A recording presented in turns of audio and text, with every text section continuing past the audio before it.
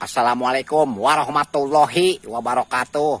Sampurasun.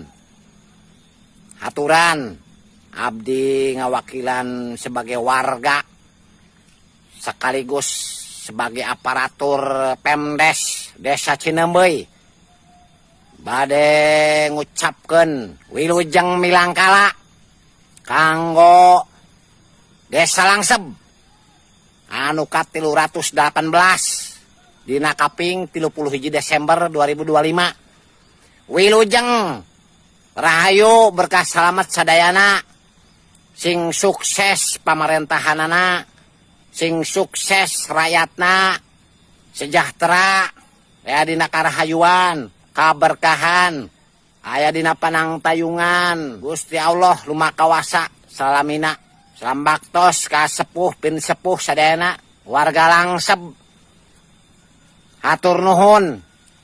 Sakitu manawi ulah hilap madang pokona.